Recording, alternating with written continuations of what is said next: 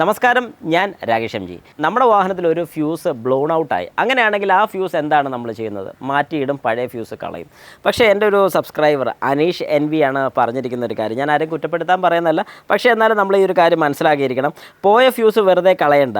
ഒരു ഗേജ് കുറഞ്ഞ വയറിൻ്റെ ഒരു കോപ്പർ കമ്പി മാത്രം എടുത്ത് കെട്ടിയാൽ വീണ്ടും യൂസ് ചെയ്യാം. ഓക്കെ, നല്ലൊരു സജഷനാണ്. ഒരിക്കലും നല്ലൊരു സജഷനാണെന്ന് ഞാൻ പറയത്തില്ല.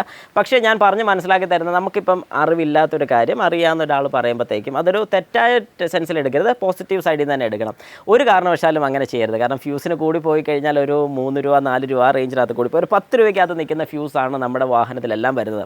അങ്ങനെ വരുന്ന സമയത്ത് നിങ്ങൾ അവിടെ ഒരു കോപ്പർ കമ്പി കൊണ്ട് കെട്ടിയിട്ട് കഴിഞ്ഞാൽ എത്രയാണ് അതിൻ്റെ ഗേജ് എന്ന് ചോദിച്ചാൽ നമുക്ക് പറയാൻ സാധിക്കത്തില്ല. കാരണം ഓരോ കോപ്പറിനും അതിൻ്റേതായ വ്യത്യാസം വരുന്നുണ്ട്. പിന്നെ കോപ്പർ ഫിലം അല്ല ഇതിനകത്ത് നമ്മൾ ഫ്യൂസിന് യൂസ് ചെയ്യുന്നത്.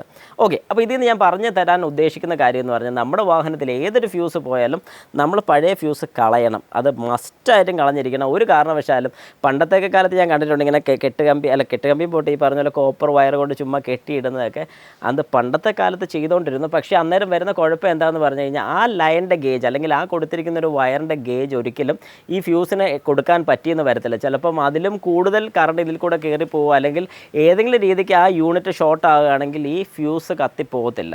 അങ്ങനെ പോകാതെ വരുന്ന സമയത്ത് ആ യൂണിറ്റ് കത്തിപ്പോകുന്നതായിരിക്കും. അതുകൊണ്ട് ഒരു കാരണവശാലും നിങ്ങൾ ഈ പറയുന്നത് പോലെ ഫ്യൂസ് കെട്ടിയിടുന്ന പരിപാടി ചെയ്യരുത്. എപ്പോഴും ഒരു ഫ്യൂസ് ബ്ലോൺ ഔട്ട് ആയിട്ടുണ്ടെന്നുണ്ടെങ്കിൽ നിങ്ങളത് ഉറപ്പായിട്ടും റീപ്ലേസ് ചെയ്ത് വിടണം എന്നേ ഞാൻ റെക്കമെൻഡ് ചെയ്യത്തുള്ളൂ. അത് ഏത് ഫ്യൂസ് ആയിക്കോട്ടെ. ഇപ്പോൾ നിങ്ങളിപ്പോൾ അഡീഷണൽ ആയിട്ട് കൊടുക്കുന്ന ഒരു ഡിവൈസിൻ്റെ ആയിരിക്കും, ഒരു റിവേഴ്സ് സെൻസറിൻ്റെ ആയിരിക്കും, അല്ലെങ്കിൽ റിവേഴ്സ് ലൈറ്റിൻ്റെ ആയിരിക്കും.